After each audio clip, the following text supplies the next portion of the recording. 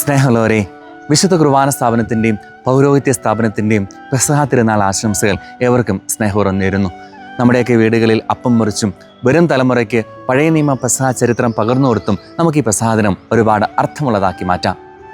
സുവിശേഷത്തിൽ ഈശോ ശിഷ്യന്മാരുടെ പാദങ്ങൾ കഴുകുകയാണ്. പത്രോസ് പറയുന്നു, എൻ്റെ കാൽ കഴുകാൻ ഞാൻ നിന്നെ അനുവദിക്കില്ല. ഈശോ പറയാണ്, ഞാൻ നിൻ്റെ പാദങ്ങൾ കഴുകുന്നില്ലെങ്കിൽ നിനക്ക് എന്നോടുകൂടി പങ്കില്ല. പ്രിയപ്പെട്ടവരെ, ഈശോയുടെ സ്നേഹത്തിൽ പങ്ക് പറ്റുക എന്നുള്ളതാണ് ഈ പെസഹ ദിനത്തിലെ ശ്രദ്ധേയമായ ഒരു സന്ദേശമെന്ന് തോന്നുകയാണ്. കഴിഞ്ഞ വിഷുദിനത്തിൽ മനോഹരമായ ഒരു വീഡിയോ കാണാനിടയായി. ഒരു കൂട്ടം ചെറുപ്പക്കാർ, കോളേജിൽ പഠിക്കുന്ന ചെറുപ്പക്കാർ ഒരു വീട് വാടകയ്ക്കെടുത്ത് താമസിക്കുകയാണ്. അവരുടെ വീടിൻ്റെ തൊട്ടടുത്തായിട്ട് ഒരു പ്രായമുള്ള അപ്പച്ചൻ താമസിക്കുന്നുണ്ട്. വളരെ കർക്കശക്കാരനായ ഒരു മനുഷ്യനാണ് അദ്ദേഹം. ഈ കുട്ടികൾ വീട്ടിലെ ആഘോഷങ്ങൾ നടത്തുമ്പോൾ, ഒച്ചപ്പാടുണ്ടാക്കുമ്പോൾ അദ്ദേഹം ഓരോന്ന് ഇവരെ ശകാരിക്കുന്നുണ്ട്.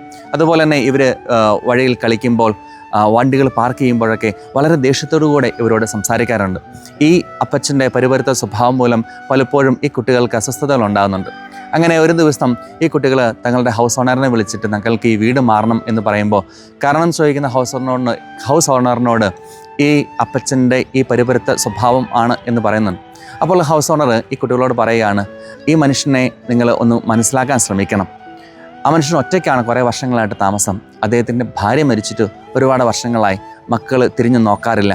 ഒറ്റയ്ക്കുള്ള ജീവിതത്തിൻ്റെ പരാതികളും പരിഭവങ്ങളൊക്കെയാണ് അദ്ദേഹത്തെ ഒരുപാട് പരിപുരക്കനാക്കി മാറ്റുന്നത്. വിഷുദിനത്തിൽ പുറത്ത് ഒരുപാട് ഒച്ചപ്പാടും ബഹളം കേട്ടാണ് അദ്ദേഹം ഉണരുക. ദേഷ്യത്തോടുകൂടി ഉണർന്ന് വാതിൽ തുറക്കുന്ന ആ മനുഷ്യൻ്റെ കണ്ണുകളിലെ ദേഷ്യം മാറി ആ കണ്ണുകൾ ഒരുപാട് ഭക്തിസാന്ദ്രമാവുകയാണ്. ഒരുപാട് വർഷങ്ങൾക്ക് ശേഷം ആരോ ആ മനുഷ്യന് വേണ്ടി വിഷുക്കണി ഒരുക്കി വെച്ചിരിക്കുന്നു. ലൈറ്റിട്ട് നോക്കുന്ന അദ്ദേഹം കാണുക, താൻ ഇത്രയും നാൾ അമർഷം കാണിച്ച ദേഷ്യപ്പെട്ട കുട്ടികളാണ് അദ്ദേഹത്തിന് വേണ്ടി ആ വിഷുക്കണി ഒരുക്കി വെച്ചിരിക്കുന്നത് എന്നതാണ്. ആ ദിവസം മുഴുവൻ ആ കുട്ടികളുടെ ആഘോഷത്തിൽ അദ്ദേഹം പങ്കുചേരുകയാണ്. പ്രിയപ്പെട്ടവരെ, മറ്റുള്ളവരെ വ്യക്തിപരമായി അറിയാൻ ശ്രമിച്ചാൽ, അവരുടെ കണ്ണുകളിൽ കൂടെ അവരെ കാണാൻ ശ്രമിച്ചാൽ, പരിവർത്തിത ജീവിതങ്ങൾക്കിടയിൽ ഒളിപ്പിച്ചിരിക്കുന്ന സാധാ മനുഷ്യരെ നമുക്ക് കാണുവാൻ സാധിക്കും.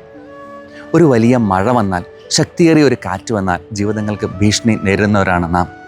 കടലിനെയും കാറ്റിനെയും ശാന്തമാക്കിയവൻ പറയുന്നു, പരസ്പരം സ്നേഹിക്കുക. ചില സ്നേഹപ്രകരണങ്ങൾ, സഹായഹസ്തങ്ങൾ, കരുതലിൻ്റെ വാക്കുകൾ നാളെ നീട്ടിവെക്കാതെ നമുക്ക് ഇന്നിൻ്റെ തിരിച്ചറിവുകളാക്കി നമുക്ക് മാറ്റാൻ പരിശ്രമിക്കാം. ദൈവം നമ്മൾ ഓരോരുത്തരെയും അനുഗ്രഹിക്കട്ടെ.